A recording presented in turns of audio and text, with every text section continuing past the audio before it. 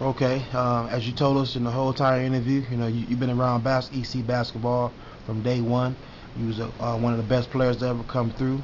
Now you're a coach. Could the 2017 beat your senior year team? Um, yes, yes, because you know what? That 2017 was a team that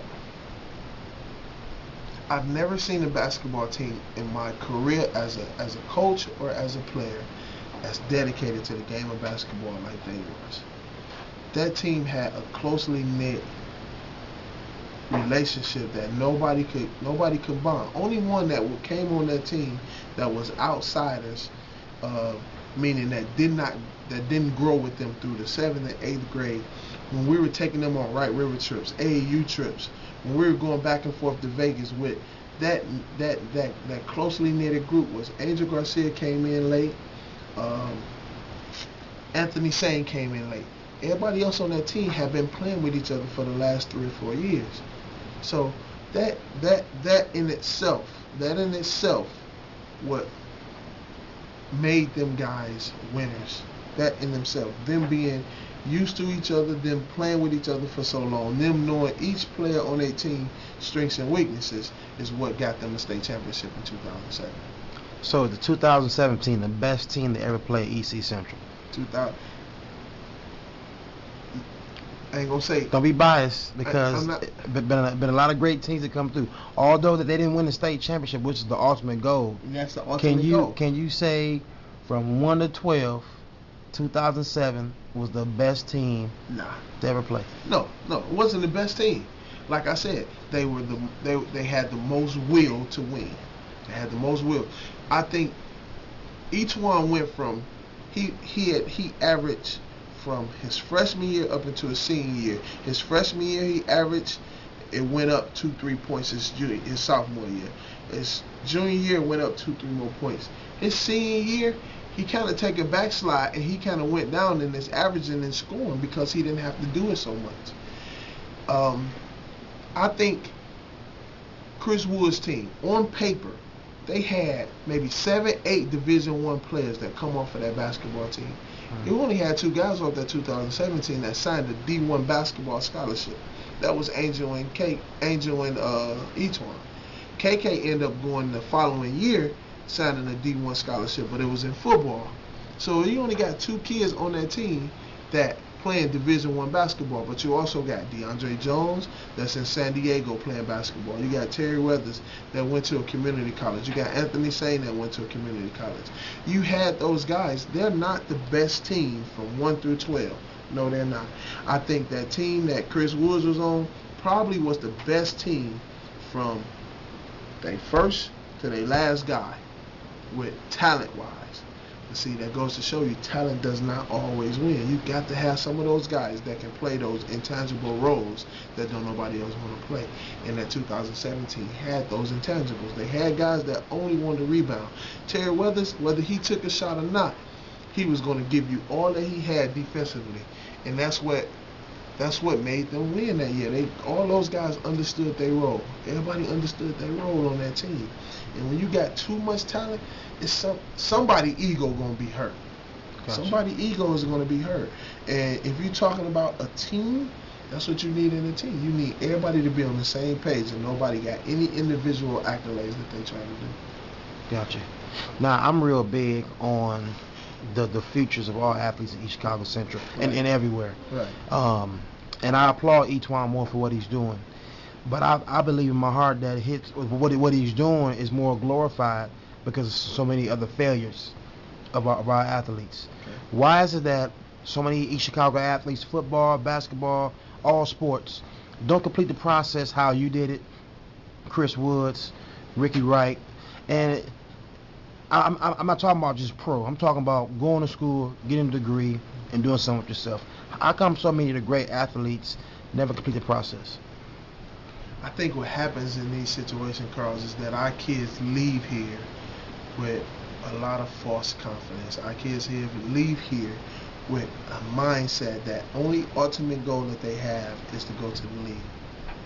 and within, when you say Central opened in 86, 87, Yeah. we haven't had anybody from this school to sign an NBA contract yet. We had some professional players overseas, but we ain't had nobody to sign an NBA contract within that time.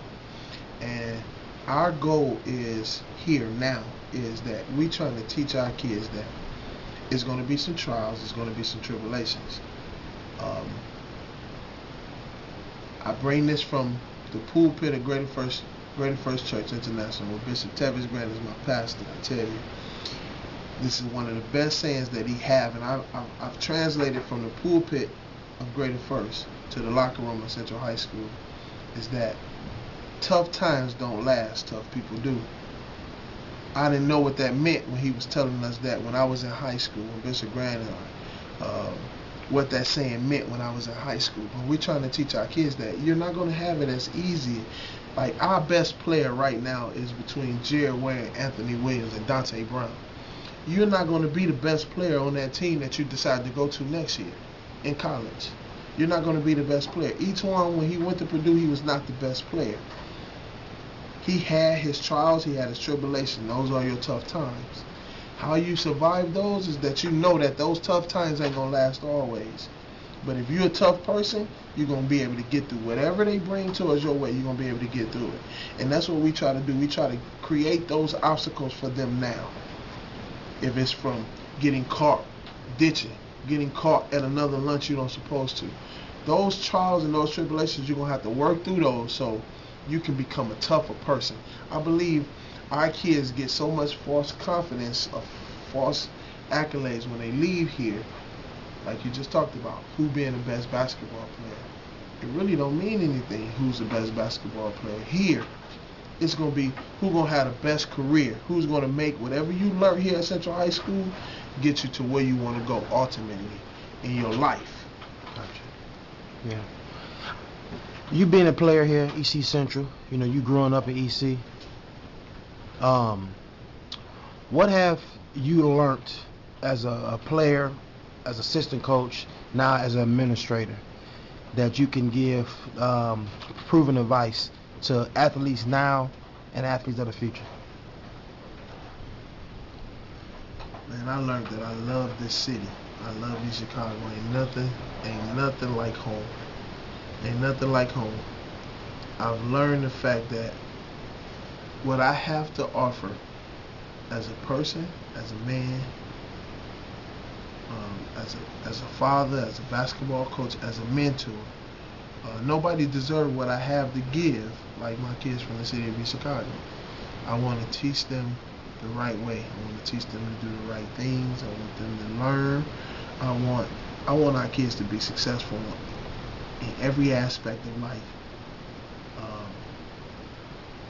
it can bring. I want them to be successful at that. I want our kids to know that everything ain't gonna always go your way. When I went to college, Carl, I had no idea what college was like. None. But what we try to do is show our kids what it's like. We took our kids last week to Purdue Tuesday to watch each one play, just so they'll know what it would take for a college athlete to produce on a basketball court. We didn't get to see that. Coach Miles was advocating about going to every university he possibly had a connection with to watch a practice, just so our kids, or each one of them at that time, can see how hard you had to work on that level in order to be competitive, in order to compete. Being an administrator, man, it has its pros and its cons, just like any other job. I love it. Something that I ultimately want to do. I can truly say that I'm living a dream. I also wanted to play in the NBA, but that dream quickly became a reality for me, that it wasn't going to happen. And I found out that I can be happy doing what it is, doing something other than that. And I can teach the game. Our kids respond to what it is that we're teaching them. Our kids are learning it. All we need them to do now is to start to apply it, not just on the basketball court, but in everyday life. Gotcha. I just read an article about you and Coach Abe, and how you coaching your sons, and I kept it in my archive, man, because I love that kind of stuff. I got a 6-year-old boy. Right. Give me a short analysis on your son's talents, and is your son better than you when you're a basketball player? I hope he don't see this, but you know what? It's been a lot of fun coaching my son. I tell you, it's been a lot of fun. I've been around him. I raised him. I raised him with a basketball in his hand. And you know what? His fruits of his labor is starting to flourish. He started off the season great, leading us in scoring, averaging about 22 points a game. He has really, really flourished. Not only is he a good basketball player, but he's a great athlete. He's one of the best athletes we have in the school. I mean, he's a starting wide receiver, led the teams in touchdown, led the teams in reception.